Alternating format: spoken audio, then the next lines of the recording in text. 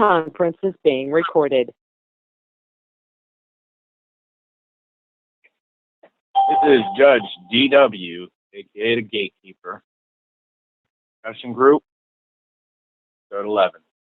I'd like to go over the group's disclaimer. I did in this discussion group is for educational, entertainment, and informational purposes only. Please keep in mind everyone's individual circumstance and situation is different, may be subject to change based on variety of thoughts and opinions. It is up to every individual competent person to do her own research. Else, broadcaster and host of this will be held accountable for any material shared.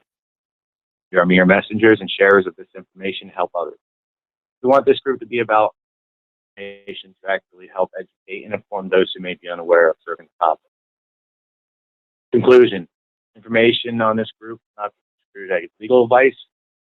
And comment or concern and with a case, please seek a competent attorney. I'd like to turn this over to Brian and Trent. Hey guys, how are you doing this evening? Glad to announce tonight we've got Trent Goodbaudy is going to be with us. I stumbled across Trent early in my research, how we got where we were and what was really going on. And, you know, I think with a lot of people, at least for me, it came to just reading like the Constitution, Bill of Rights, and saying, wait a second, things aren't adding up. Because what the Bill of Rights says and the way things are. And so, you know, that continued on researching and trying to figure out exactly what had changed. And that's when I came across Trent Goodbaudy, who I'm very glad to have here this evening. He's had numerous experiences of his own, a great website, freedom of government. He's going to be sharing some information about that as well, and what we can do with where we're at today. And so many people feel like they're totally helpless, and we're just kind of stuck in a matrix that we don't have any control over. But there are things we can do. And at this time, I'd like to introduce you to Trent Goodbaudy. How are you doing, Trent? I'm doing good. How's everybody doing? Thanks for having me out or on. Oh, absolutely. I'm just sitting here watching the pond rise. I think we're getting some of the storms kicking off from what's going on down in the Caribbean. So I'm sitting here watching the rain pour in, and this pond behind me slowly creep up closer to the house. It normally gets within feet of the house when it's real bad. Fortunately, it doesn't get any higher than that. Well, I've been in sunny Southern California for months now, and I haven't experienced any even cloudy or rainy weather at all. Wow. So, you know what? Summer. Yeah. I wanted to mention to you, I talked to you earlier today. You went to Renee Powers while you were there. Yeah. How was that meetup? We met up a couple times, and she's doing a lot of good work out here. Yeah, she seems like an awesome woman. Yeah, definitely. Yep. Talking earlier about an interview that you just had last week, and blindsided you with putting you on with the sheriff or not, but do you want to tell us about that? Oh, sure. I had fun. Yeah, well, I'm not sure what radio show it was. I think it was based in South Carolina or something, and they had a live and out through the airwaves as well and internet radio. And I ended up having an interesting discussion with a sheriff out there, you know, about jurisdiction, asking them how exactly they obtained jurisdiction over their subject, you know, because or how they determine who is subject. She was trying to just tell me that everybody within a geographic boundary, which I don't think is correct. She implied that somebody that was speeding, they had jurisdiction over, no matter what. So, but it's interesting to me that I'm pretty sure that if you have to volunteer to be within their jurisdiction, an agreement. Just like, the way I used to explain to her on the radio show that night is church. Catholic Church has certain boundaries for each parish, but not everybody within that boundary is going to be a Catholic.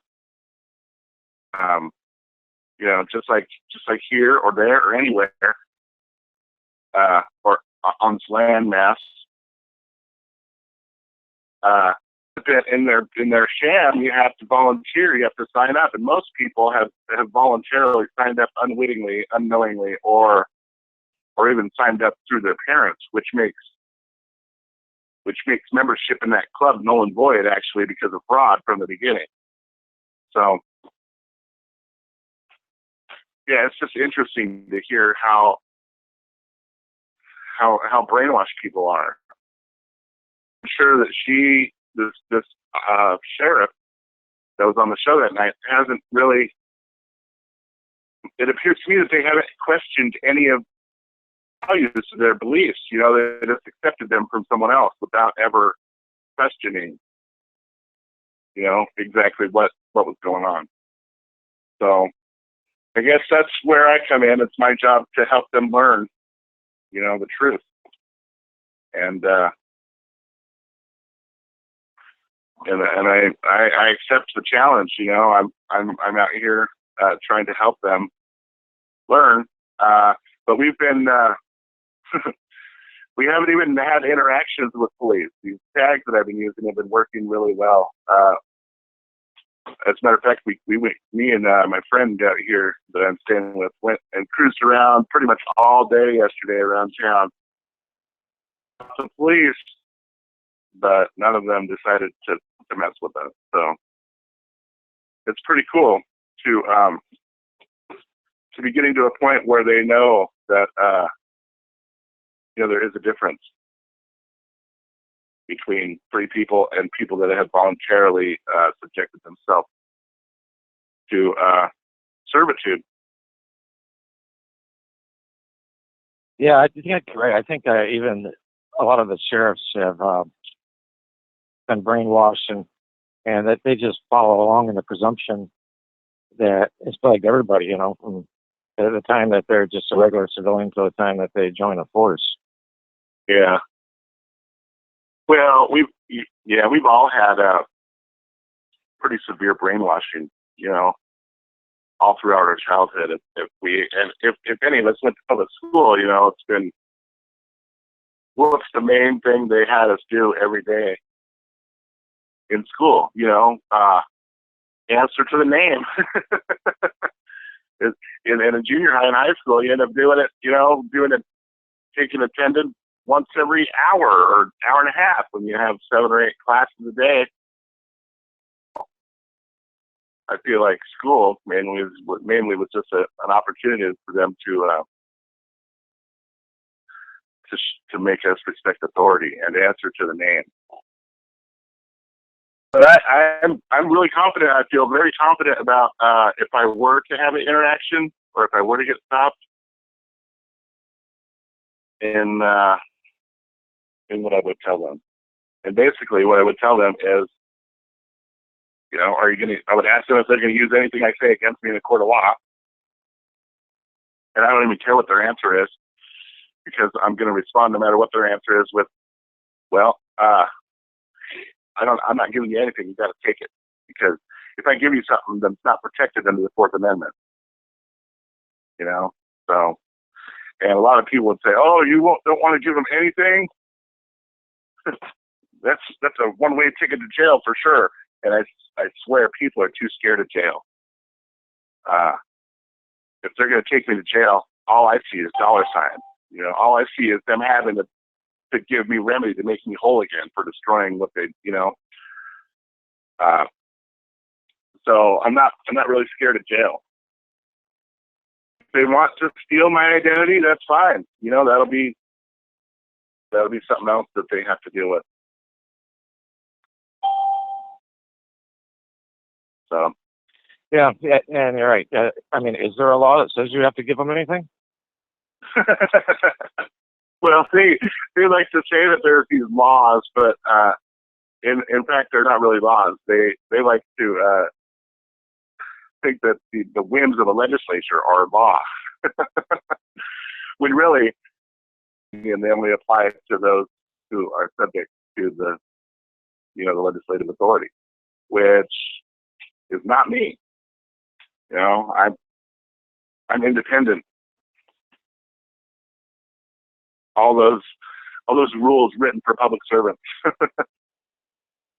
Yeah, that reminds me of a little phrase that I keep seeing pop up in all the different things that you read, whether it's in Code of Federal Regulations or whether it's talking about citizenship. It's a line that says, persons born in the United States and subject to. Yeah. Like, wait a minute. Yeah. Why do they say born in the United States and subject to? People born in the United States who are subject to. I mean, because when they're saying and subject to, does that mean there's people born here who are not subject to it? Yeah, that's a nice clue right there, educator. That there must be people who are not subject. Exactly. I don't live in England, in London or in a monarchy. Everybody in a monarchy is subject. That's something that was different about the United States from its inception, is that the people are the rulers. The people are the sovereigns. The people are the kings and queens. They're our servants. The government is supposed to be our servant. And we are supposed to be like, we're not even supposed to see government at all. We're supposed to be like 99% government free in this country. So, yeah, and I feel like we have to make up a bunch of work because we've been deceived and we've been apathetic. We've been, sitting on our butts watching TV. And I mean, I don't watch TV personally, but therefore TV is a weapon, and they're using it against us. And it's like, I look at my family and a lot of them still just watch TV, and I know I can't be alone. I know that there's a lot of people out there that are just being watched, on a daily basis. So we've got a tough job cut out for us, it can be overwhelming at times, but I think that we are blessed. We have a very powerful thing on our side, that's helping us.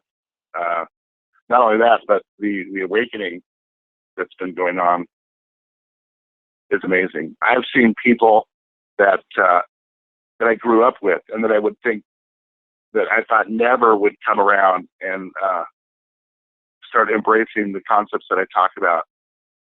But I've seen them being interested, and I've seen people starting to like posts that I wouldn't think that they've been. Seeing how people are waking up, and it's amazing to me because I've been trying for a long time to wake them up.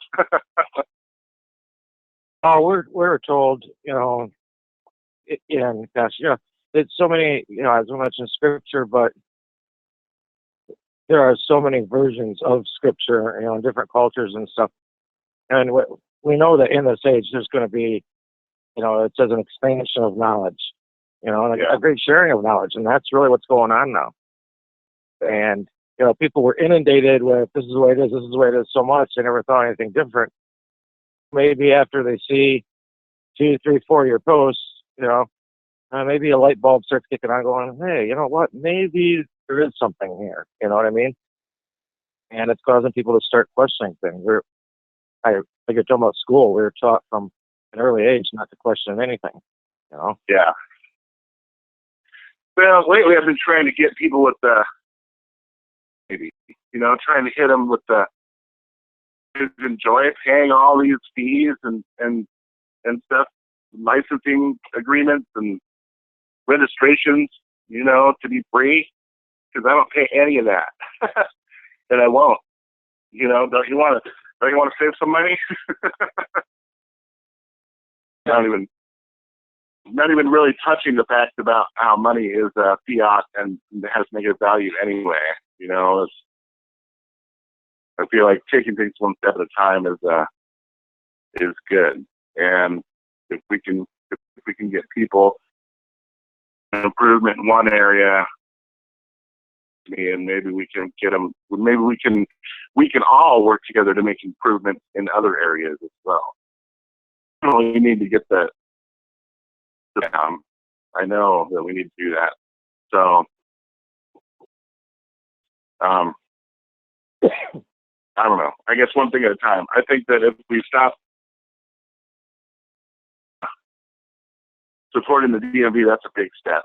That's a big step towards freedom.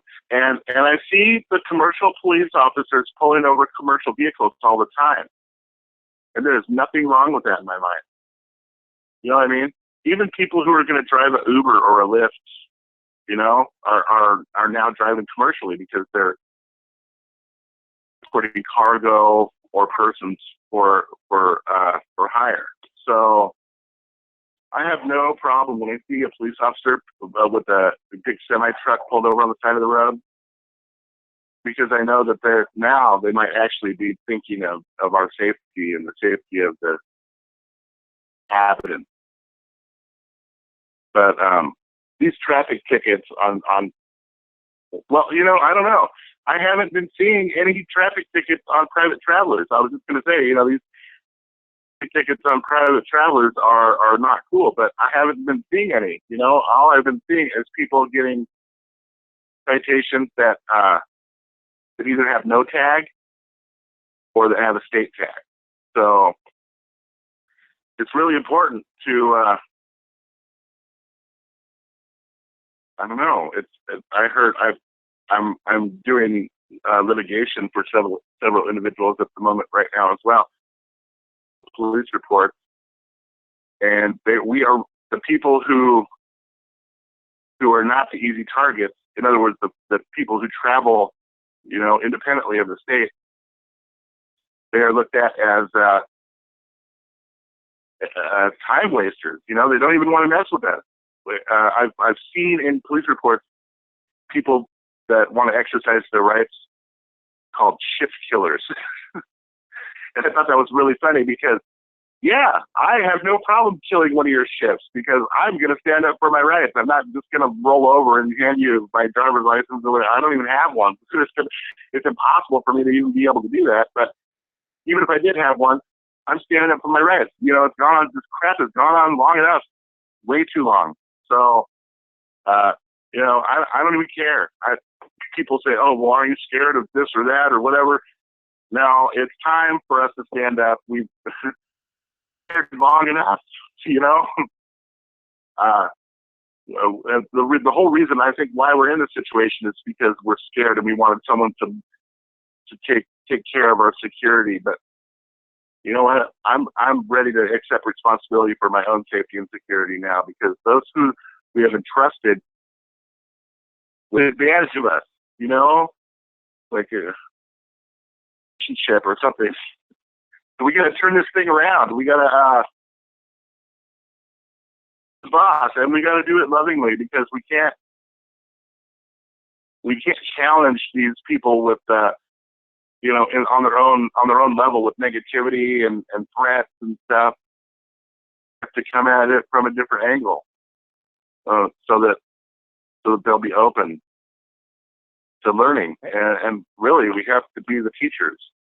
So yeah, you're absolutely right. One of the things you're touching on there is the fear aspect, and fear is one of the greatest tools of control.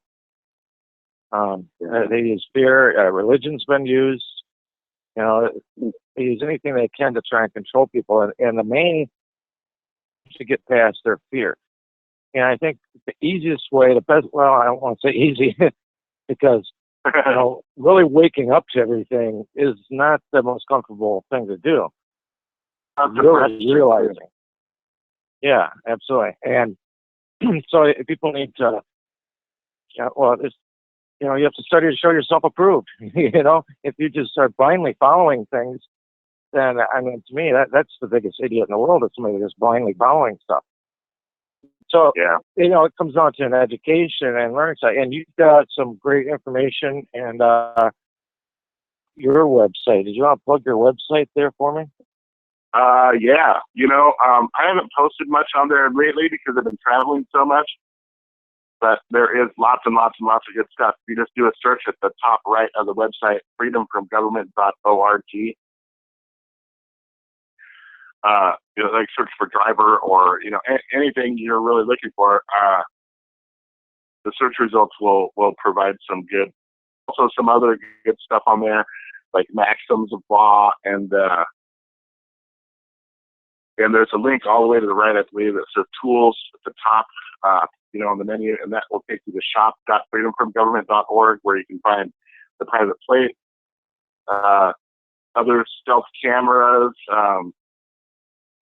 exercise your rights cards, some stickers, and all kinds of other good stuff, including the books that I've written.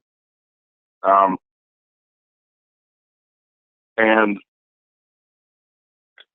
yeah, you can use all that stuff as tools to take back what's ours.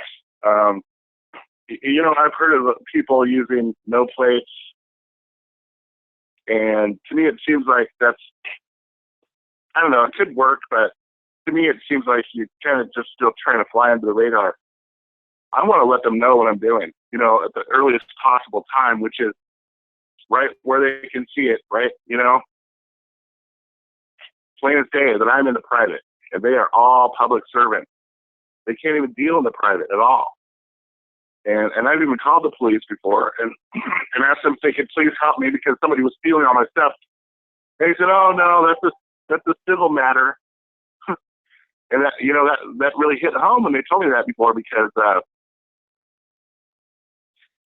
it's interesting that there are some types of laws that the police can't deal with, for example, and that the difference between a civil matter and a criminal matter is one of them is public and one of them is private.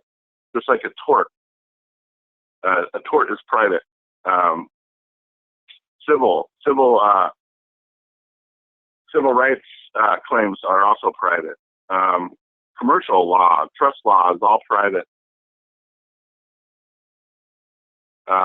So if you get out of the public, then they can't even deal with you. That's why I feel like these tags, really big on them, have been having the greatest impact and the greatest effect on our ability to be left alone, simply because it is just letting them know, big letters, that we're not part of the public. Everybody that has a state plate out there, whether they like it or not, whether they want to admit it or not, are operating in a public capacity. And even if they aren't operating in a public capacity, if they're just traveling with still having the state plate, the state plate is it's evidence that you're acting in public. So it's hard to rebut that presumption if it's been made. If you're traveling with a public tag on your car, then it's going to be presumed that you're operating in the public. So, well, yeah, when you're traveling with the public tag with the state plate on the vehicle, you're showing the flag that the ship is flying under. Is what you're doing. Exactly. Yeah. And all people are flying under a flag as well, but it's a flag of presumption. And so, yeah, when you pop, private on there, it does make a huge difference. Now, and where I'm at and everything, as far as my plates, is my car. I'll let everybody know that, okay? Yeah. I don't think it's going to be there for much longer, but I currently have one. And that's kind of because I really feel like the safest way to go about things, and the most honorable way, at least in my view, was to make sure that the status is corrected completely and make sure that all the ABC agencies have been notified. as to what flag that I am flying under. Man isn't flying underneath the flag of a person, but under the natural creation of the Creator. Yeah. Definitely. And so, yeah, you have to correct presumption. But on, mine, I did go and take the plate holder, the frame, and I found a nice wide frame. And at the top frame and bold white letters across the top, it says private. Yeah. And at the bottom, it says not for hire. And it was interesting that, and I have two vehicles, and I put that on both vehicles. And it was interesting that from the time that those have gone on the vehicles, there hasn't been any tickets given. Yeah. My girlfriend was even pulled over, and the cop came up to the window, and all he asked her was, "Whose vehicle is this?" He kind of wanted to know if she could defend, I think what was on the plate. And she said, "Oh, this is my boyfriend's vehicle," which right there kind of, I think, threw a break in, threw a wall up about, where he really couldn't get her to defend what was on somebody else's vehicle. But she still received no ticket, no written warning, nothing like that, and went on her way. Well, you can't go into this expecting to just have smooth sailing and not ever be messed with. You will be tested, and you have to know that going into it. You better be ready for that test.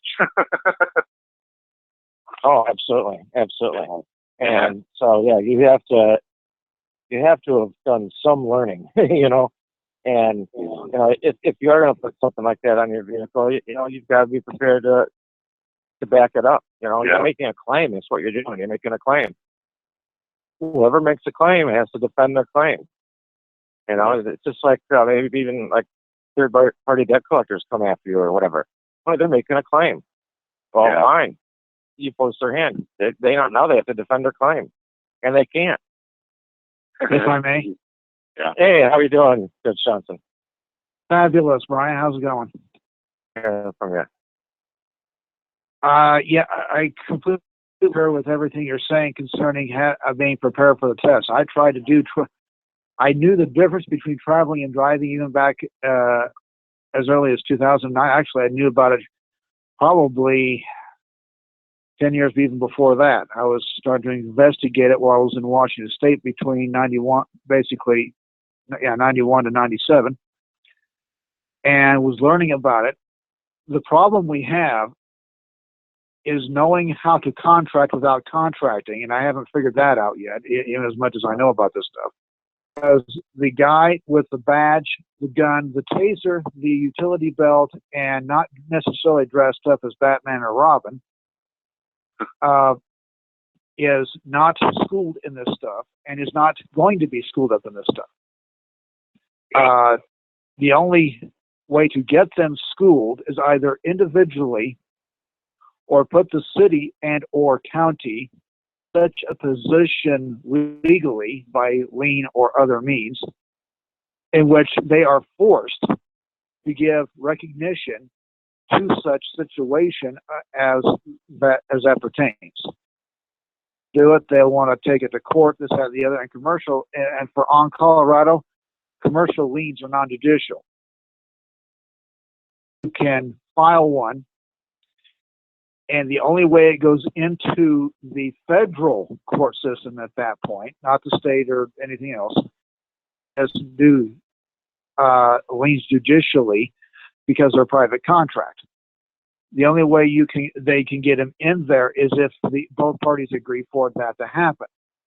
And attorneys will play that game, and I would rather, if I'm going to focus all that kind of energy going on, I'd rather just go tear down the Vatican at the root. I figure it this way, and I'm pretty assuming there's no children on the line. I'm going to get very graphic for a moment, so forgive me. If we get the Vatican out of the way and the city of Westminster out of the way, DC will be offering blowjobs.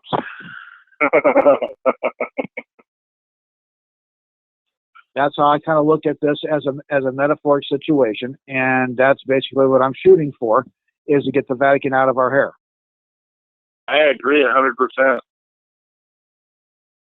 And I do know that there's a group of folk out there that have never had contact with them. I just heard it from another brother in Christ, that there are folk out there working on a way to tear down the Vatican as not in a physical capacity. That would take a nuclear strike, and I don't have one available. Lawfully, legally, religiously, the whole bit, dissolve it.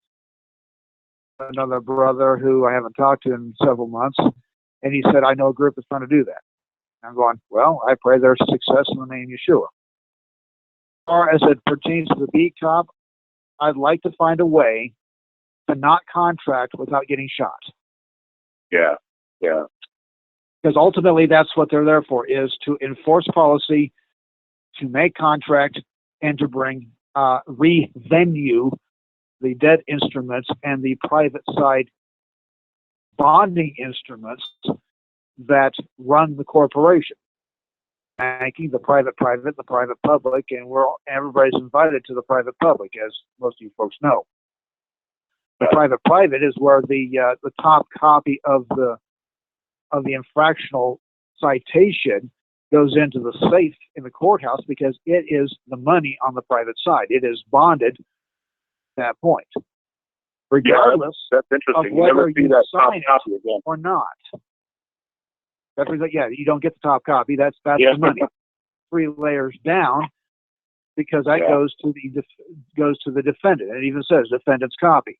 Yeah. So you're automatically, see, what most folks don't know, and I got taught this several years ago, is that the first court session isn't even in the building. There is no, the only flag going on is on the shoulder, is a patch on the shoulder of the agent, and your first court hearing with the guy trying to cite you. And those have cold fringe on them too. They do, and that's all Vatican. Every bit of that's Vatican. The Holy Spirit was showing me that fairly recently. That he showed. I saw a couple of pictures of the flags within the UN, representing the various municipal corporations around on planet Earth. All had gold fringe on them. Me in that picture, and said, "Oh, that's Vatican." And I'm going, "Oh, blankety blank." And I used first I used the choice words, and then I repented of them. And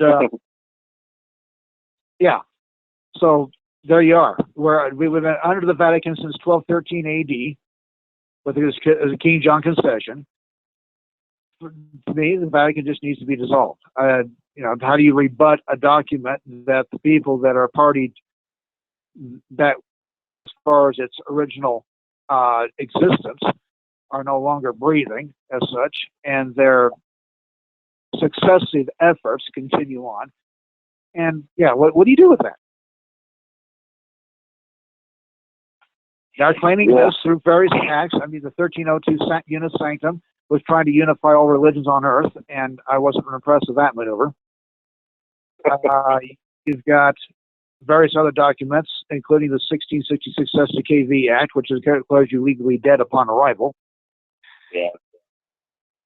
Legally alive. Well, if they want, in the question of legal capacity, they could, deny that's a legal document. Well, it's been in the public record for 150 years. Well, that doesn't matter. We're ignoring it anyway. Yeah. Because we're undoing Yahweh's law. We're not here to support that, and we don't care. Okay, fine. I guess the only thing I can do is call down the heavenly host in the name of Yeshua and have them tear you apart. Let's do it, or would you rather have the heavenly host who's itching for a fight to come down and take care of business? Take your pick. Because either way, I'm calling them up. Well, in the realm of legal, I don't think anything is alive in the realm of legal. Legal is all fictional, and they as the way you just put that, Brian, you're correct. With the term alive, you are correct. Because you take the A off of that, then you're going back to the cold. Yep. And hairs in this pertaining to terminology is getting me to the point. I actually chewed the devil out today. I had a discussion with both. You're going to love this. Folk on the call aware of the courts of heaven. the two of them, at least to my knowledge, and one of them mercy and grace. Well, I took the devil today before his court in heaven, as Job chapter 1 and 2 plays out, and reversed the situation. Instead of him being the accuser against me, I was the accuser against him. It's in my way, and he needs to be removed in the name of Yeshua. Ask the Father, is there anything that I've done, doing, or need to repent over, which is blocking the blessings you promised me? Bringing the accuser himself before you in contempt of court.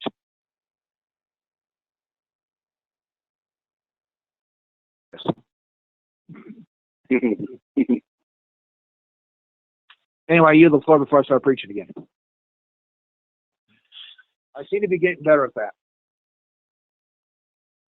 Yeah. Yeah. Well, if we have an accuser, what are they accusing us of? You know what I mean? Right. Violating a statute. Especially believers in Yeshua, we're supposed to, if he's accusing us and allowed to attack us, then we're violating the Torah as it applies to us. And it does. Yeah. Matthew 5:17 is pretty clear about that. It is not abolished. It is fulfilled and not applicable in certain capacities, like, say, animal sacrifice, that's done. Yeah. The feasts and the festivals, I'm starting to get back into, starting to head that direction because I'm exchanging for 8, which is a better deal. And a lot of people, they start hearing people talk about the Vatican and things like that, and they start, they throw that into that that grouping of and conspiracy theory, and a lot of these words, even conspiracy theory, and those kind of things, that those have all been put into people's minds on purpose. There's been people used by the government for the past 100 years just to indoctrinate the people with using some of those words, just to kind of, keep people from looking into information. Like in history, whether it was King James or, other figures, were always fighting against the Vatican. There was always a ton of war going on back and forth with them. It's all kind of gone silent, the creation of the United States. If I might suggest a documentary to watch on that, proving the Vatican that is totally against the gospel of the one true Messiah, Yeshua Jesus, and that's A Lamp in the Dark by Christian J. Pinto. In fact, I recommend his documentary. He's got one on the hidden faith of the founding fathers, proving out without doubt, reservation, or waiver, fathers were not Christians, that they were at best deists and at worst atheists. There's also a book out there I've recommended called Rulers of Evil by F. Tupper Saussy. That's Saussy. And he exposes the Vatican for what it is, including,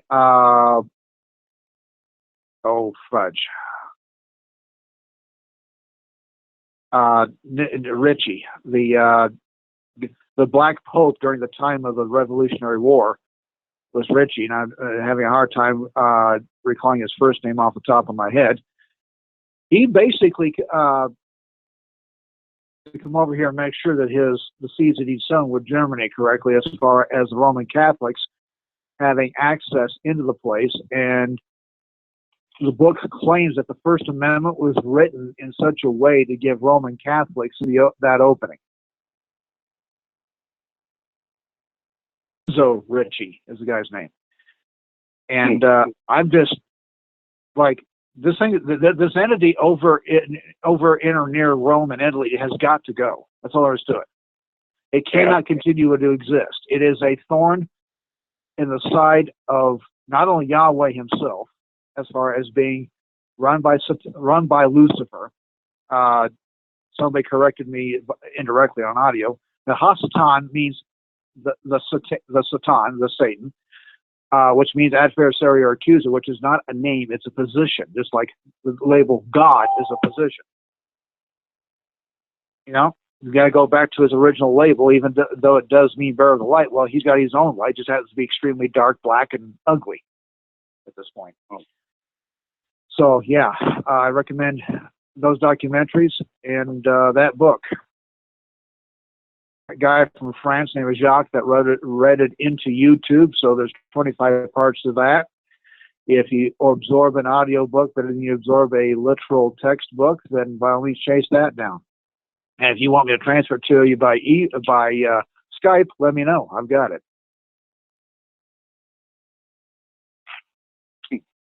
Yeah, that's right. I've watched a number of videos that you've done on teaching on different things, and I'm trying to recall if I ever saw you do anything regarding and their stranglehold in the system now.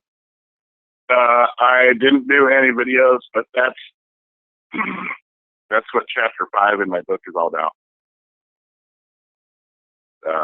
About the SESKV trust and the Unum Sanctum and all that fun, them proclaiming that they own the world and everything in it.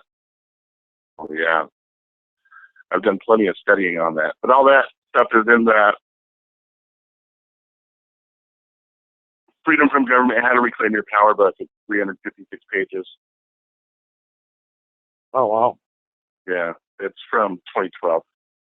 I did a second edition on the Acting with Honor and as King, and I think I'm going to do a second edition of the How to Reclaim Your Power as well on a multi-volume private law study guide for people. So, oh wow, awesome. Yeah, hopefully I'll have that done. And I'm just going to do them one volume at a time, covering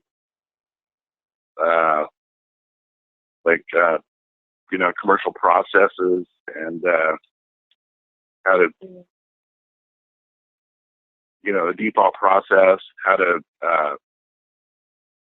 write affidavits, how to invoice, private stuff. Yeah, that's what I was going to ask. So you said it was going to be done in volumes. Just certain aspects of law per volume. Is that what's happening? Yeah. I think each volume I'll focus on a different topic. The first one's going to just be an introduction. So, yeah, that's something I really think is needed out there. There's very few resources for people to go to that really give you what's going on from the correct perspective. Instead of from the perspective that's handed to us from, say, history is written by the victors. Well, right now, the victors are dictating everything, and we're only hearing things from their perspective and the way they want us to think about it. Yeah. Did you have a name? What that's going to be? That series? I'm not sure yet. Yeah. I don't know. Still working on that, but I'm sure you'll be posting it all over the place when it gets the first volume gets completed. Yeah. Yep. The first one's about halfway done right now, so I'm probably going to be a little while. I don't know. I'm thinking I'm going to try to have this first one done hopefully by the end of the year. So. Hey, you're planning on bringing, laying out the problem and also bringing the solutions as well? Okay. It's going to be solution. Okay, that's excellent. Yeah. For a specific question, and forgive me, I was late to the call and I had forgotten that Brian was bringing a guest on board that is involved in putting information out on this stuff. I saw your picture on Facebook and going, oh, okay, and then set it on a shelf in my brain, and suddenly realized, oh, we have a special guest on. Silly me. You've read UCC 3-114? It has to do with handwriting over type stuff and type stuff over printed stuff, and writing out the numbers over the numerals themselves, as far as presenting them in legal documents for the sake of dispelling confusion. What did you say that was? 3-917? 3-114. Oh, yeah, I haven't seen that one. Yeah. May I suggest humbly that you take a good look at that and also include into, as far as an overview of your recommendations on putting the docs together. You definitely include templates in there, but I strongly suggest that they handwrite out the templates themselves. One, it'll get in their brain a whole lot better if you're physically doing the job, and two, it's noted in that particular part that handwriting these documents stands higher than anything else, including the numbers. Write them out, spell them out, as Brian has done with his copyright, and mine as well. That's very interesting. Yeah, he pointed that out to me, and I wanted to shake Brian's hand at the same time and then punch him, because my handwriting is. Yeah, handwriting stuff. It takes it does, type something up. Yeah. However, the objective, A, to spell confusion, and B, to have a higher standing document, I'll just have to get over myself and go slow on handwriting stuff, which would have been nice to trip over this last year, so that when I did the document Judge Anna sent me, I would have handwritten that out as much as I would have been not desiring to, and probably would stand better. I probably would have hand wrote my judge's note, knowing that, or at least have the guy that was doing it handwrite it out, etc. Because it doesn't matter if it's my handwritten, it stands higher than if I did it on my printer. So that makes sense, and I've known people that have done that, handwritten all their documents. Yeah. Well, there's another example of it in Supreme Court cases. Miranda versus Arizona was all handwritten on the part of Miranda. I read that in an article about it, and it, this is how he was already in. So he didn't have access to a typewriter or anything else of that nature. So he hand wrote the writ of certiorari, however that's pronounced. And that's basically how that particular case got to the Supreme Court, is because he hand wrote the thing. We're all over that immediately, if not faster. As far as their process, yeah, it was all handwritten. Ignore it. Printed documents, even recorded printed documents, have ignored. I've got bunches of them in the record that they're not paying attention to. I got a land patent in the record, and as I stated, if I'd known that, I don't have time to rewrite the land patent handwritten and put it in. I've got a deadline coming up that I've already prayed on today, and trusting Yahweh for His solution to it. And that the land patent has cured beyond belief. It was put in the record 2012, so that thing's cured. No rebuttal. So am I looking at the right? You said 3-114. Yeah. It says here date, antedating, and postdating under 3-114. Is this actually my book is from the 60s, so it may have changed. But, probably did by that point. Yeah, you're going to want to get something that's a bit more 2016. Because we both know that 1-207 became 1-308 just so that they could hide it better. Well, I really like this. I have a book that talks about law and business, commercial law, and it's got the UCC all in there from the time. But a lot of this information is really good because they don't do this stuff the same way anymore. No, well, it's private international banking code in the first place. Yeah. Because it's their code, they can do what I did. whatever they want with it, the way they want with it. We're not invited to play. We have to be approved. Somebody back in '09 that was. However, he made his organization called Arc. That was the European name for it. And the U.S. version, the U.S. franchise called Gatekeepers, it had the very strong feel of a Masonic order to Masonic orders. Yeah. Well, you can't serve two masters.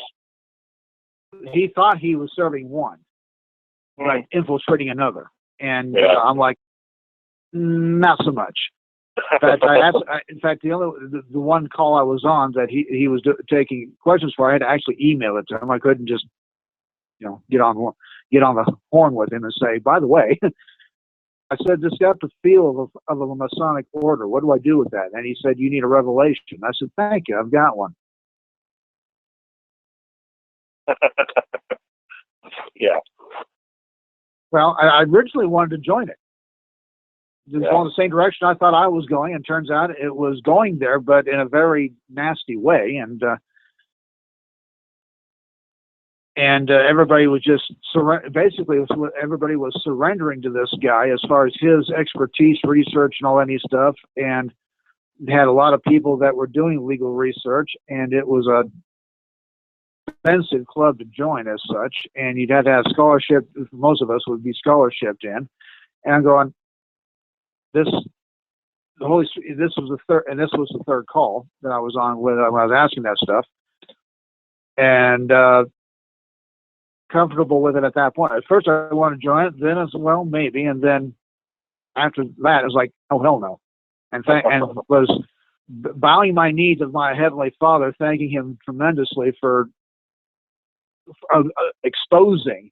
I said, if you're willing, Lord, let me get in this. Well, He wasn't willing, and He showed me why. And that's one thing I love about my relationship with our Heavenly Father, is that He's often willing to show me why. Yeah, that's amazing. He wired me for why. That's the most important question to ask Him. Yeah. And that's one of the things people need to be able to do too, is be able to sit back, relax, and let that answer come. And it's always not the one. It's not the answer you always expect either. Absolutely not. It can be something you least expect. But being able to know and to have that intuition is the most important thing, and to be able to follow it, regardless of what, regardless of what fear you're feeling or anything else. It's important to listen. So.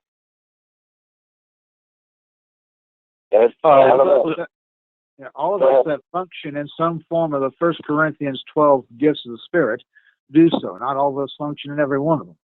I know I don't. But those that I do function in.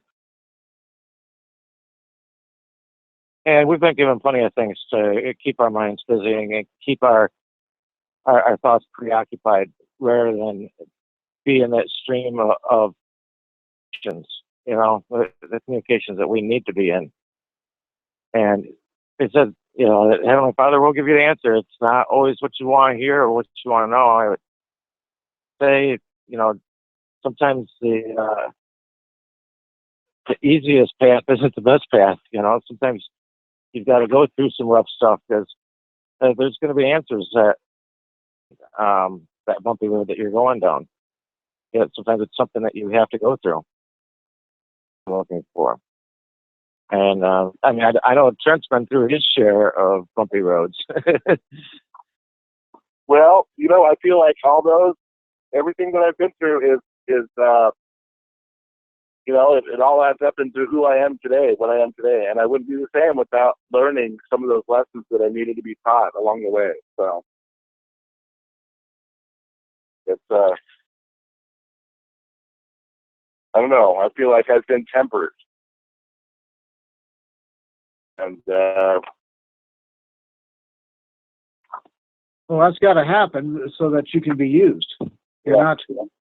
You got to go through a fire of several proportions just for the sake of being tempered. If you go through easy stuff, you're going to be a reed blowing in the wind.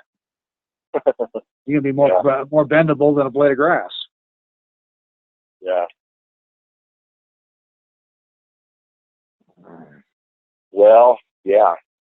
Actually, how that would happen, you know, if I wasn't as strong as I have, you know, all the strength that I have is from His grace, really. So I have nothing to do but thank Him thank God for where I am now. You know, I wouldn't be making a change and helping others, being able to help others. And that's amazing and wonderful and incredible. You know how great it feels to be able to help others break free.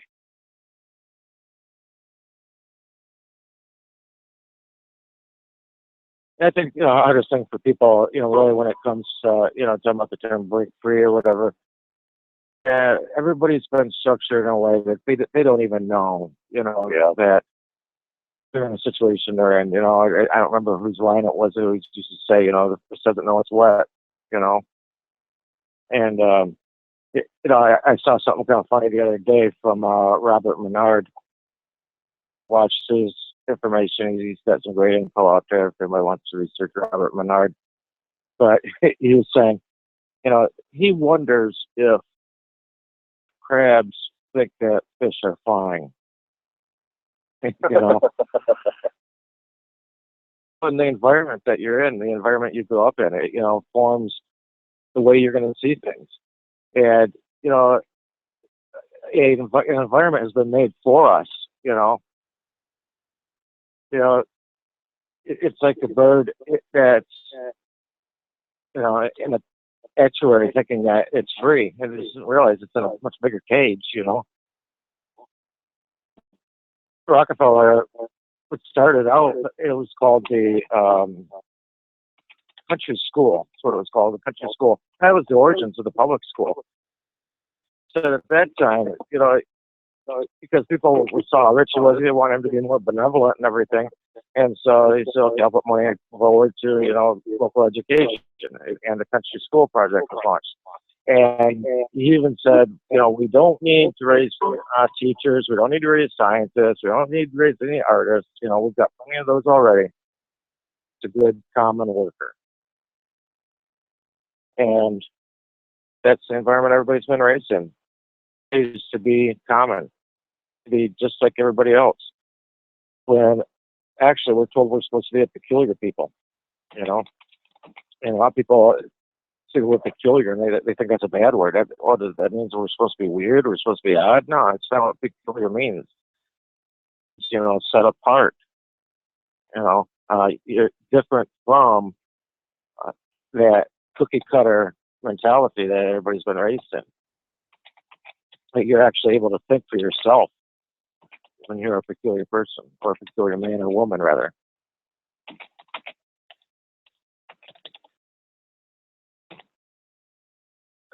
Sounds like somebody's typing away on it. Are you working on your first volume there, Trent? Oh, no, that was me. Yeah, I figured it was. I was just joking. Okay. Bad on that. No, I was just I was doing a reply on Facebook. It's interesting to me that there are actors out there with political views that I agree with that do movies I don't. Conversely, the movies I do like to watch are done by actors whose political views I don't agree with. I think people have seen the political views of Matt Damon and his take on the gun situation, Liam Neeson in the same situation, and I liked the Taken series. There's several movies that Liam Neeson has done that I appreciated. I like the Bourne series. Even Jeremy Renner's entry into that thing with the Bourne Legacy. And yet these guys think there's just too many guns on the planet. So we got a judge that wanted to just throw them all into the ocean if he could. Aside from my own situation with Yahweh pertaining to firearms, I'm perfectly thrilled with people that are armed. I don't have a problem with that. Unless I decided that they need to go shoot up them all. Then that's not such a great idea. However, the ability to have one and the right to have one,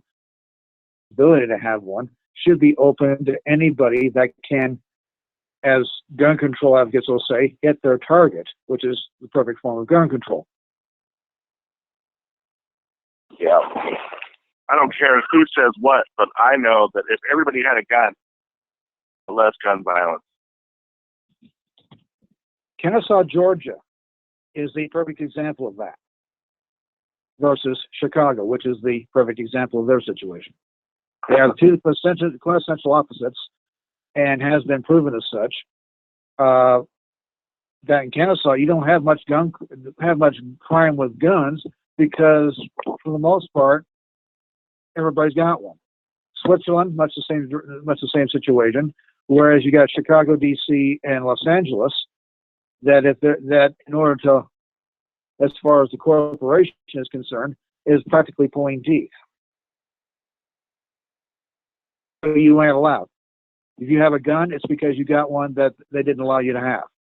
Yeah. And of course, the criminals are perfectly law-abiding rascals, aren't they? Another example of as well is Washington, D.C., and I can't remember what the guy's name was, Ryan Collin or something like that, here about a month ago, at, 3 o'clock in the morning or something like that, walking to the local 7-Eleven or whatever. And he was a gentleman that he was in charge of computer systems, I think, for maybe the West Virginia area, as a computer systems for the voting. And he was in charge of that for, I believe, the DNC. And so, it's interesting. You take a town like Washington, D.C., where it's actually a felony to even be caught with a bullet in your pocket, and still they're kind of eating their own there and picking off people within the cabal that maybe know too much.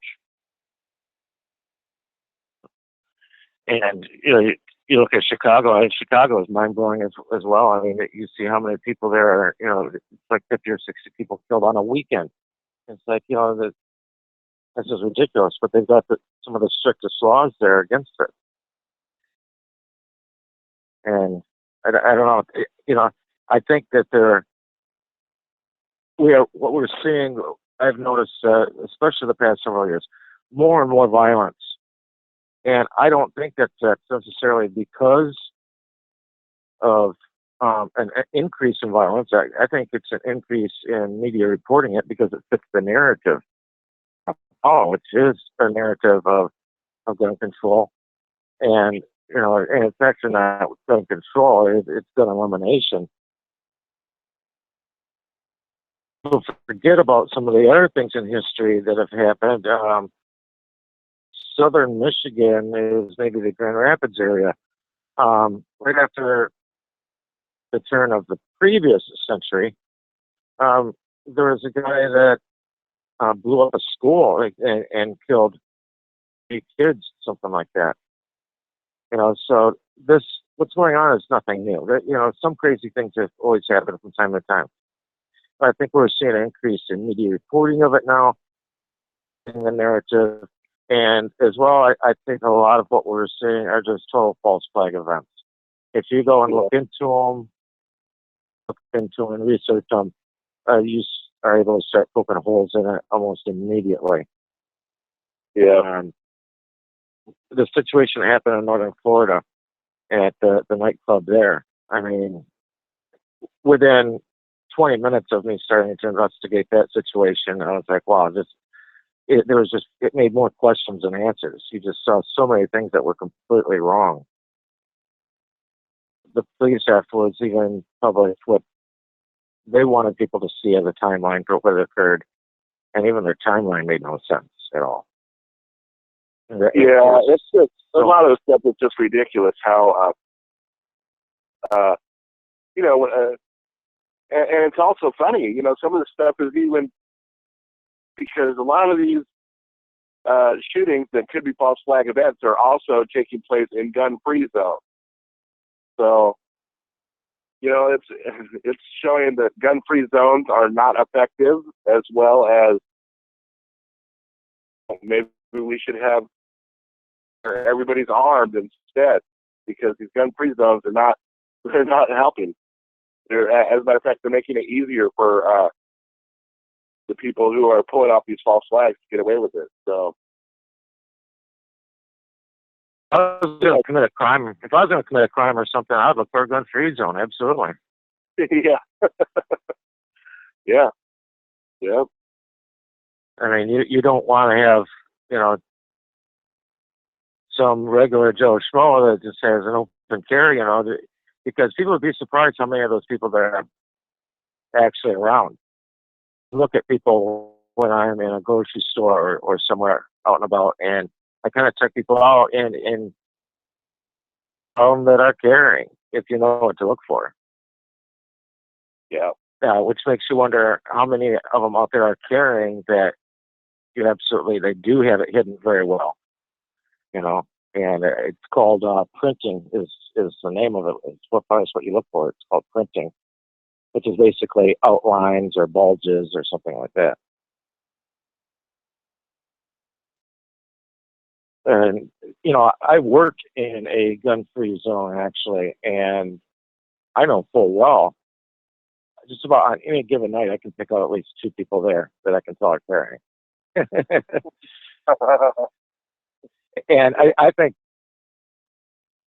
carry there intentionally, maybe more there than other places even, because of it being a gun-free zone. Yeah. Why not? I would.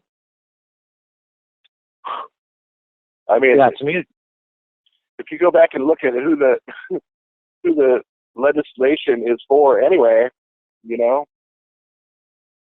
I don't think that the codes apply to me, but I'm not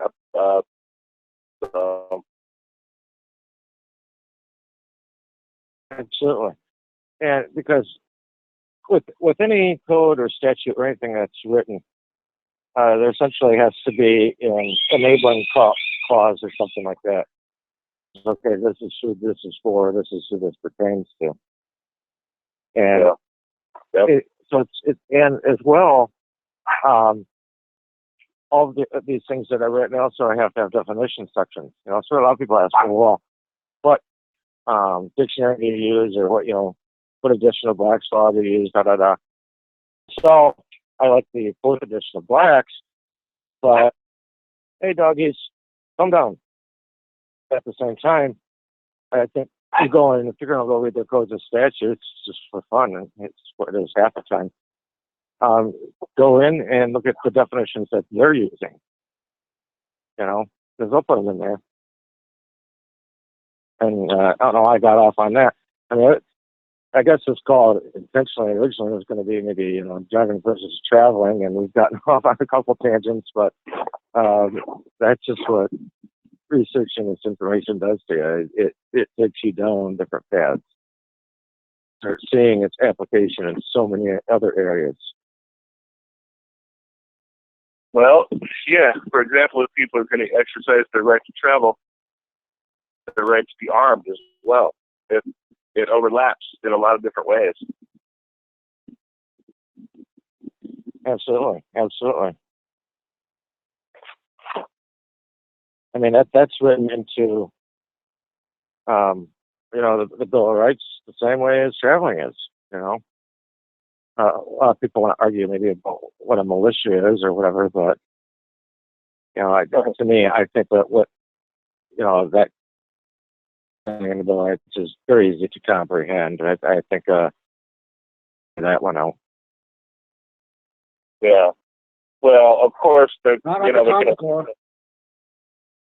kind of term that anything, you know, they'll demonize any kind of term. Like a militia is a perfect example because there are people out there who know that a militia is just to stand up for our rights against the tyrannical government, and then there's people who think that it's a terrorist, which I don't think it could be further from the truth. Militia members aren't going out trying to start trouble. They're looking out for the best interests of their communities and their people. So, And I think all of, the lawful Americans, I think we are the militia. We are supposed to be the militia. yeah. We are supposed to be our brother's keeper. If we were our brother's keeper, and, I was brought up that way, to be a brother's keeper, and to help out anybody in need. Everybody was that way. There would be no government. There would be no need for, to have our uncle out there watching every little thing, or even needing to. Yep. I think with technology, the government is obsolete anyway. We don't need it anymore. Yeah, at this phase, I think there's more harm actually being done than good. Yeah. And in the word Common Core here a little bit ago, and that's a perfect example. As the people have been intentionally dumbed down through the public school training, it's going to be, they're trying to take even a step further with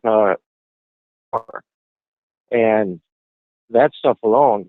Wow. I mean, I've read some of the math questions and the answers for it, and to me, it's more confusing than anything. Gosh, I thought algebra and calculus was a pain in the butt when I was in school. I would hate going through Common Core analysis, if anything. Yet you would fear math more than ever, Yeah. And you have to think in math actually dictates a lot that you do in life. Even how you think about just even relationships and things like that.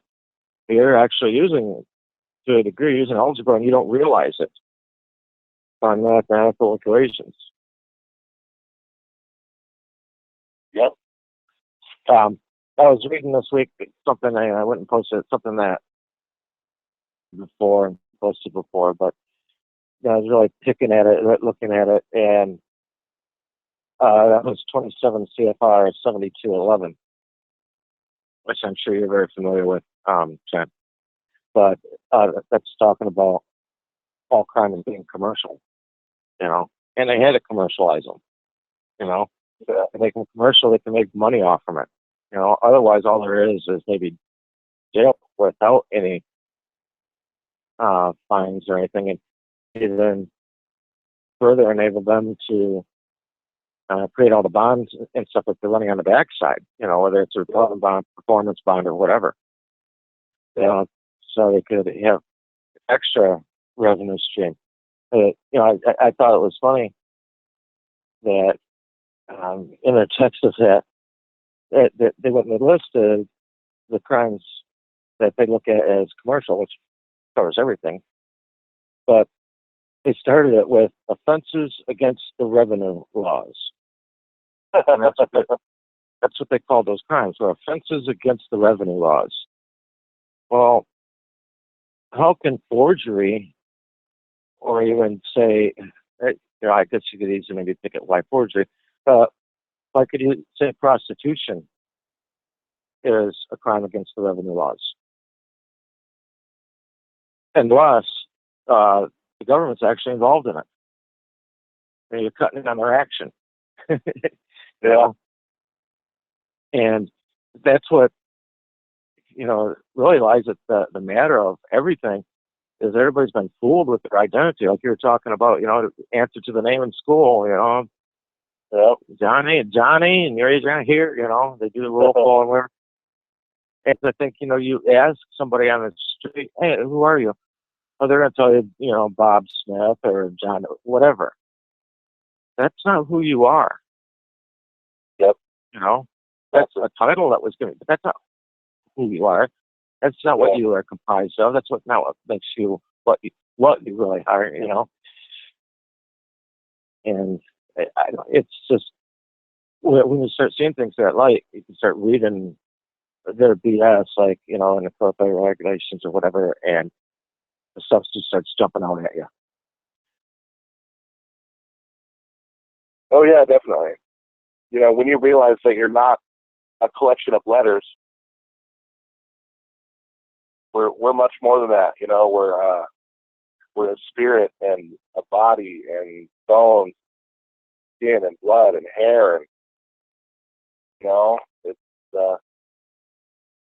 I feel like them making each of us identify with a name is kind of almost reducing. It's reducing who we are into a collection of letters, which and people don't realize that. I don't know. It's amazing. I have realized that I can do anything without limit. I am able to achieve anything I want to achieve if I set my mind to it and work towards it. We can do anything we want. And that collection of letters and organizing is called spelling. Spells. Yep. Yeah. We're casting spells constantly. Yeah. I don't know. I just think that when you really look deep into everything, it can be just, and I don't know. A lot of people are confused by studying this stuff and really finding out the truth. But then the brain is wired for confusion. Yeah. To not be able to recognize it. It's the glory of gods to conceal the truth, and glory of kings to find it again. And that's what we're all supposed to be. We're all supposed to be kings out here on the land and really uncovering the truth and sharing it with each other.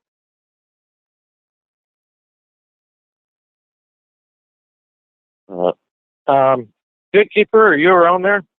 I want to see if we have a few people in there. I'm sure there's a lot of people that have questions about driving versus traveling, and some of the other different laws that have been written out there. I mean, there's some great stuff if people want to research, United States versus Walker. I mean, there's just so many things out there that have been hidden from everybody, where the truth has actually been shown. But, I think people are more afraid to walk in truth than they are in lies. I think people rather live in the lies, live in the fiction. Do we have anybody out there that had a question for Trent Goodbaudy? Let me activate the Q&A here so they can lock it. Q&A session started. Question, comment, or concern on your phone, please hit the *6 key. *6 can be used just like a toggle switch on and off. *6 on you, or to remute yourself. So if anybody had anything they wanted to ask Trent Goodbaudy about, I should have shared this call a couple more times this week than I did, because I know there's a lot of people out there probably the door to try and get info from Trent, because he's supplies so much great information through his website and the experiences that he's gone through. Yeah. I get so many phone calls. I wish that I could handle a bunch of them at once through a medium like this, instead of constantly having my phone ring. But that's fine. All right, we've got one caller. Sure. Yeah. All right, 309, you're on. Area code 309. How's it going, you guys? Great. It's Dave on Illinois. How you doing, Dave? Good, how are you? Great. Great. Great information, you guys. I try to get on as many calls as I can, and sometimes because we have situations here, but as far as the home center goes, but where I'm at, I've got my private car truck, actually. I got my plates on it, my private plates on it, that a gentleman in Idaho turned me on to months ago. I've only, traveled in it a few times. I got a flat tire right now. I'm in the process of getting that fixed. But the only thing that I'm not sure about as far as going out and exercising my right is this whole title thing that I've been trying to delve into.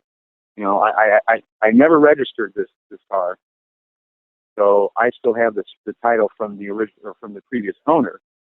But I've been reading a lot about you have to get the MSO in order to, do you guys worry about that at all? Especially you, Trent, because I've seen a lot of your posts where you.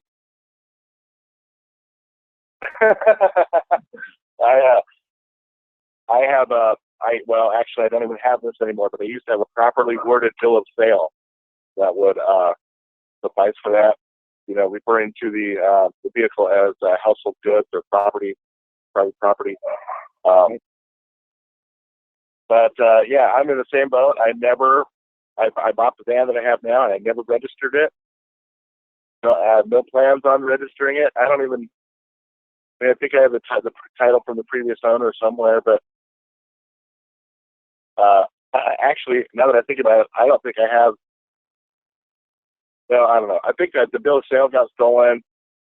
Pretty much everything got stolen last year when I got taken to jail for parking in the wrong place when I wasn't even parked. And I'm still planning on handling that with the Title 42 because I need to help them learn that what they did to me wasn't. But they actually protected my van while I was in jail for 4 days. And my van was parked in a place at a state park that they told me that an officer told me that it would not be there by the time I got out. Yet I had him check on it, and he said it was still there.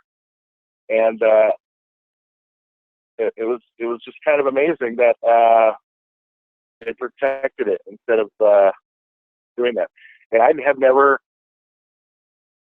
getting the MSO is pretty much impossible unless you're buying a brand new car. You know what I mean? Yeah. I don't know how anybody would go about getting an MSO after the fact because I believe that they're scanned in and then shredded. I've read that too. Yeah, because my dad's 8 or something like that. So. If I may. This is Judge Johnson again. A suggestion on that, not that I tried it myself, and nor do I even plan to, per se, with my roughhouse scooter, but you might want to get a hold of, and if at all possible, actually visit the manufacturer that are in, or give them a call and say, I have this particular automobile, because everything's an automobile. That's got steering, it's got wheels, it's an automobile, regardless of size, shape, color, creed, whatever. And read them off the VIN number, even though for the sake of the call it won't be recorded possibly, or they won't write it down. So I've got this automobile that you guys manufactured, here's the VIN number, blah, blah, blah. And say, do you have a electronic copy of origin? They give you a bunch of BS about the going to the dealership or anything like that. And I said, the dealership is a corporation that deals with a state of corporation, and I'm not going through that. I got it through a private party. It is fully mine. I've had the bill of sale. I'm perfectly willing to scan it and send it to you. Lawful ownership. I'd just like to have a copy of the MSO if you're willing. If you're not willing, let me know, and please give me the lawful and legal reasons why behind it. But that's a route I would be pursuing. And automobiles I plan on getting here in the not too far future is to talk to Audi and talk to Volvo. First their U.S. reps and then possibly overseas, and see about going directly to the manufacturer for the MSO or MCO of that situation, so that when I do get stopped and they don't like the passport card or book I've got, I can say, by the way, this is mine completely. And the use of the road and the highways and byways is covered by court cases. Or do you want to call your police chief that I've already talked to about this? Have a great day. Yeah, that is a great idea. I hadn't thought of that. That sounds like that would work brilliantly. Always go to the source. Yeah. And I yield the floor on that.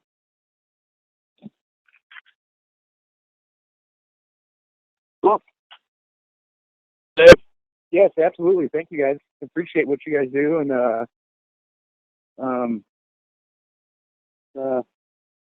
keep on keeping on like Joe Dirt, you know. By the way, James, I'd like to see a copy of your bill of sale stuff. I'm interested in Oh, yeah, I know. I have to just write a new one because all my documents and everything got stolen with my laptop last year. But I'm curious on how it was verbiaged. yeah, this referred to the automobile as an automobile, and also as household goods, private property. About that recently, as far as referring it to as private property. Yeah. Or definitely don't use the term personal, or any derivation of the term person in that. Yeah. Well, I do operate a person as well. So. Yes, you do. You operate a person. But I know that I operate the person and that I am the man. Yeah, exactly. The capacity of operating that person, you are the beneficiary of that person. Yeah. And I can conduct business with it as well. So. Yep. Yeah, you registered that person, didn't you, Trent? Yeah. So I feel like I've effectively separated myself from the name. You know, they can't call me a name anymore. I'm a name holder. And can't call me a person anymore. I operate a person. I'm the man. So, and when they do shady business practices, I'm here to help them. Get ethical, for lack of a better term.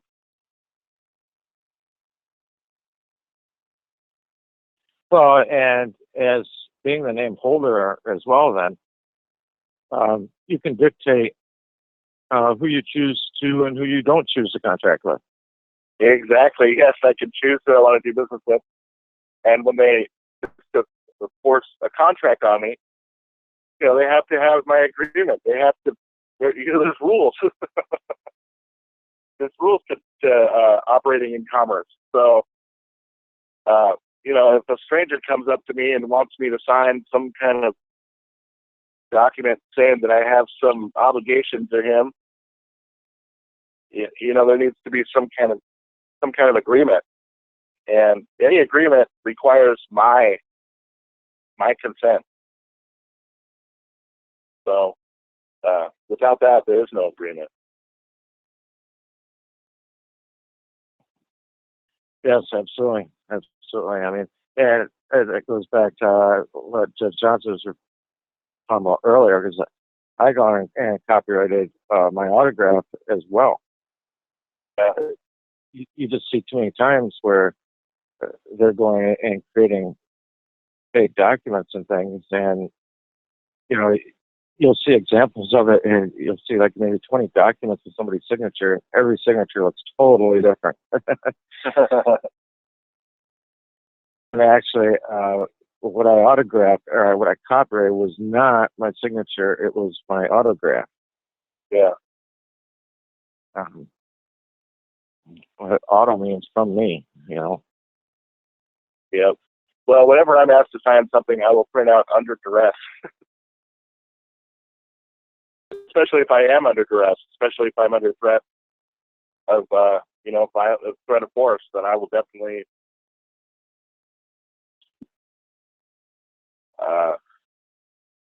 and I would use a VC or an ellipsis or whatever if they were telling me not to do that. If they were saying, "Oh, you can't sign like that," then I might consider something else. But I'm going to be blatant about it and put that I was, make it as clear as possible what the conditions were on that piece of paper. And everything that they want you to sign, the only reason why they want you to sign things, is hanging over your head a threat in duress, or a force, some sort of force is being used. Yes, exactly. And what, the thing that I always found funny is if they need my signature so bad, wouldn't they just do the stuff without my signature? You know what I mean? Why do they need it so bad? So, there's got to be something to that. You know what I mean? I think that they have to have your consent. And even if it's done under duress, that's still a sign that you consented at some point if you just put a regular signature on there. So, if I may on that. Yeah. Contract.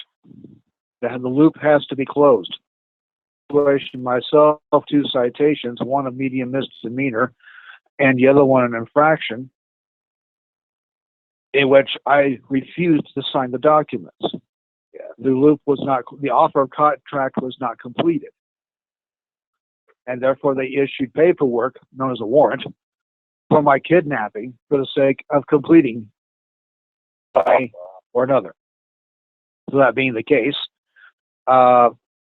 they need the autograph, and they'll call it a signature just simply because you're communicating with the dead, because that's what a corporation is. It's dead. It's got living men and women representing it as feet and hands of it, but yet the entity for which they work is a corporation. They're running a person, as you've already pointed out, except those folks are truly the person because they are the trustees of their trust as an employee, Title 26 USC 3401C. So with that, they are truly a citizen of the United States, and they would confess such immediately. As far as us folk who know what's going on and not willing to sign stuff even under duress, the dilemma in putting under duress or anything else like that is that it can be ignored by the Black Road Imitation High Priest of the Vatican with their Vatican flag, the yellow-fringed corporate flag of the United States, in their form of a foreign vessel in dry dock. And if you try and bring in real contract language, I'm wondering if you've ever heard of syntax, then they consider that gibberish because it's fact in a fiction, fact brought into a fiction, and they can't recognize that either. So either way, they're trying to fleece your estate while they're still supposedly able to. And they realize that the time of doing all this fleecing is growing shorter because more people are getting a clue and more people are resisting and more people are going to have to be eliminated because they know too much. And we're on that list. I yield the floor. Yeah. Well, I think that's correct, because everything is contract law, and so they need some sign. I mean, the acceptance is one of the requirements in contract.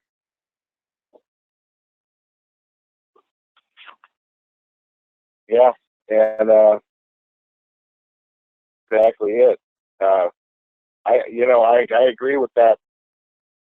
Not signing anything as well. I haven't had an opportunity. Nobody's presented anything to me to sign recently, but that's something to think about, though, for sure, is you want to put any mark on there at all. And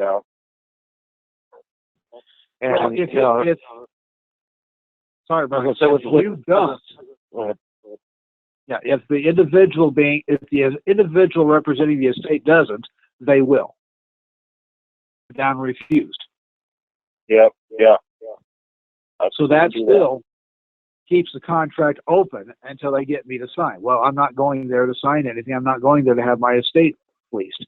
Once my status corrected is recognized fully, vacate that and seal it, because the last thing they want is someone to actually dig that up and find out how I got out of it. Yeah. Anyway, I yield back to Brian. No, yeah, that's exactly pretty much what I was going to say, is that by signing that, because there's an offer that's been made, anything that's been given or presented to you has been offered to you. That's the offer. And you signing it is the acceptance of that offer. And so to sign it, offered a contract, refused. Add some words to that, refused for them, because that's what it really comes down to. Is you're refusing or offer a contract. With you, if I had it all over to do again, and again, I knew I did not want the contract, but I didn't think that this direction. I said, yeah, give me the pen. I'll put something down there and walk right over it and write no contract on both. And the signature line. No contract on both of them. That probably would not have pleased anybody in the place, and said, well, that doesn't matter. You got to sign, either sign it or don't. I said, I just did. Have a great day. I like that a lot. That's my signature on that, in which they have they got something on there by my handwriting. It says no contract, and they've got nowhere to go with it. But they probably would have still done warrants and everything else. Then I say, in fact, should I end up in court over this at some point? Should I? I'm hoping I don't. I'd rather have it just realize my corrected status and go from there. But should they say, no, we're not going to allow this, not going to recognize it, I say, go get the original charging instruments and read to me what it says on the signature line. They're going to say, you refused. And I said, precisely, no contract. I wrote that down on the copies you gave me. No contract, no consent, no authority, and had that back to you. And yet you still refuse to accept the issue of the living man as beneficiary of the estate with you. I knew that much then. Now, writing it all that down and in my own hand so that it's not confusing to you, you're still not accepting it. So basically, the system of Vatican illegitimacy and unlawfulness is in fiction, is forthwith by virtue of no agreement on my part. Now, you got one or two choices: put a bullet in my head or send me on my way. Now, I look forward to both. That would be my final set, and I said, I yield the floor on this. I look forward to both. Either one makes no difference to me. I'm a win-win either direction. Either I go home or I fulfill my Heavenly Father's calling while on planet Earth. I sure have fun getting a bullet past the Holy Ghost. And as a supporter of several complete opposites, predestination and free will, which don't agree with each other at all, yet Father makes them work together. Sword or no sword, and in the modern technology of things, a gun is a sword. And I'm one that doesn't have any weapons of man-made warfare. So I'm trusting his protection. Two swords that Yeshua said to Peter, go get a couple of swords. We've got that. Okay, fine, you're in good shape. While also saying the battle belongs to Yahweh. The vengeance is mine, I will repay. You've got many of the Psalms talking about divine protection. Isaiah 54:17, Luke 10:19, and several other scriptures talking about the supernatural protection of the heavenly host by Father Yah himself. Love the dichotomy in this, gentlemen. That scripture completely covers. Matt. Well, we're pushing 1 hour and 40-minute mark here. Did we have somebody else in queue that wanted to ask a question? This week, our gatekeeper is going to be also taking care of Judge Bruce's call. So he's going to have to be jumping over there shortly to take care of that. And so I don't want to juggle too many things there at one time. You might drop one of them or something, who knows? I know I would. But we've got somebody else in queue that wanted to add something. Feel free to jump in. Star 6, unmute if you're muted. I believe he had the board unmuted for everybody already.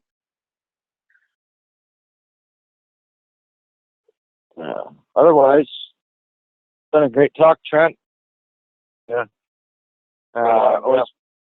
Always fun hearing the experiences you're having and seeing them online. What's up, Gatekeeper? We got one more in Q&A if you want to take it. Sure. All right. All right, area code 810, you're on. Yeah, this is Rance from Eastern Michigan. How you guys doing? Good. Hey, Rance, how you doing? Good, Brian. I just had a question on the beginning of the call. You said about commercial drivers.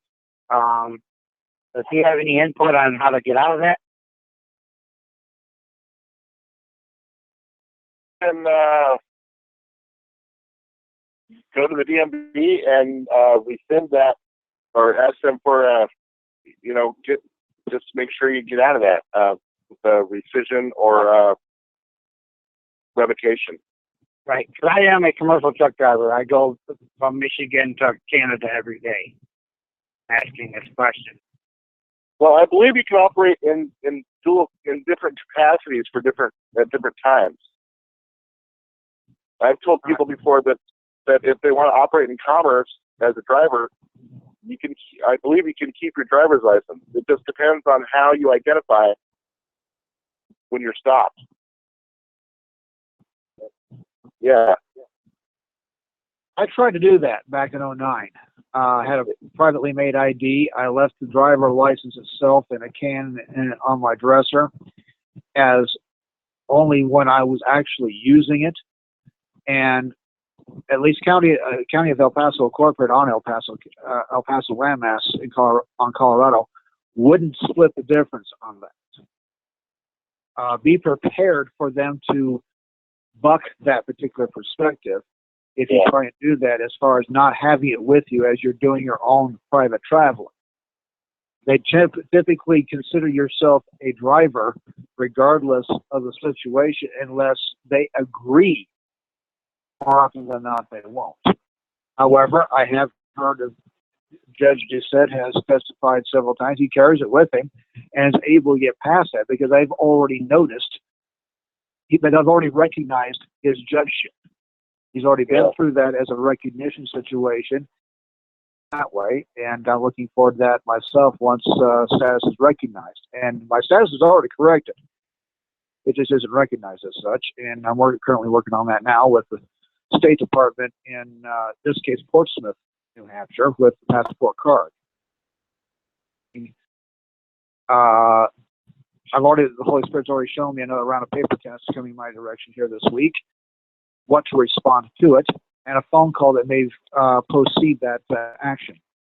In any event, with doing the commercial driving versus the private traveling, you may have a little interesting time with it, and you should terminologies in the event they stop you and decide that you're not traveling, you're driving.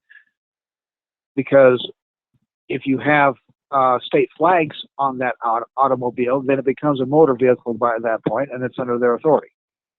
Then they ask you why you don't, and if you try and run them through all this, they may not comprehend the situation. And with that, I yield the floor.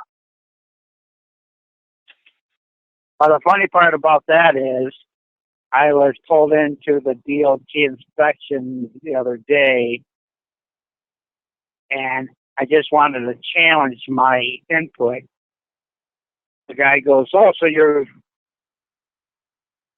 driving to Canada?" And I said, "No, I will be traveling to Canada."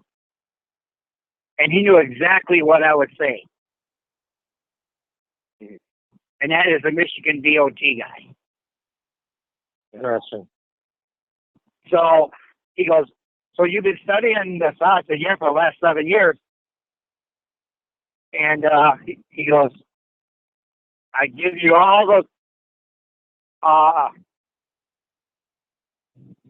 forget the exact words he said, but they were good thoughts that he said anyway." He goes, "I give you all," something like, "I give you all the effort in the world," or something. He goes, "And we understand what you're doing." Now, to hear that from a state police officer was like, wow, this guy's. But he didn't give me no tickets or anything. He didn't even ask me for my license. So. Yeah. But I made that point before he even asked for anything, and he just said, "All right, have a nice day." So. I feel like it is getting out into the mass consciousness, and they're not going to have an excuse. You know, sooner or later, people are going to have heard of traveling, driving. And I think that's our whole to help increase that awareness. So that's awesome. I think I've seen, I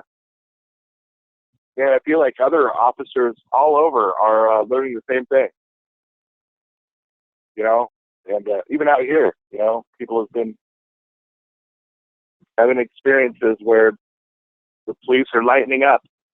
So it's good. Yeah, that was all my head. I yield on that. Thank you. Good talking to you, Rance. I think that there are a lot of public officials out there who are realizing there's something wrong, and as they're not happy with some of the marching orders that they're being given, and they're waiting for the real Americans to step forward again and to realize what's going on and realize who they really are. You know, that they don't have to continue acting like one of these pieces on a monopoly board. Yeah, and on that note, I had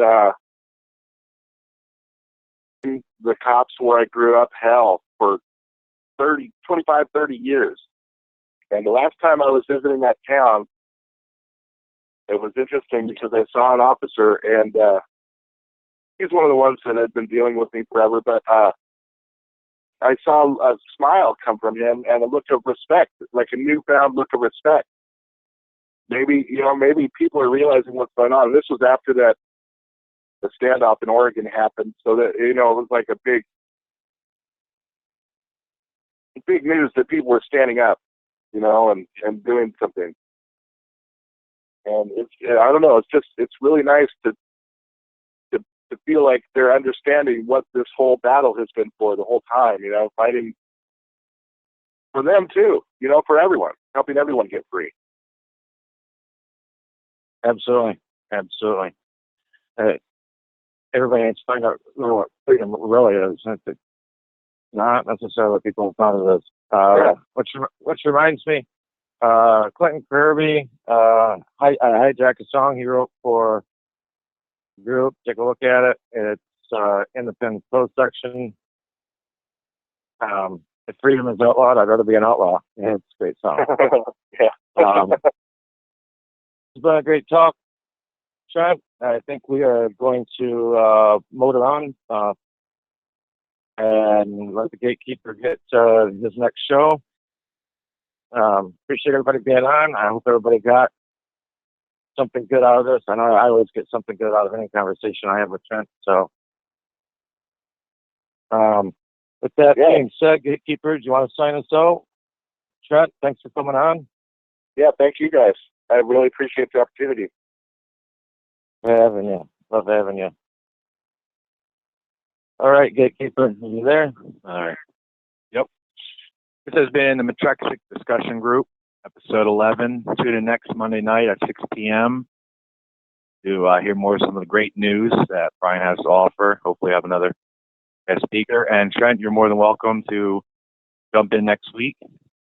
From that being said, this is Judge DW, the gatekeeper.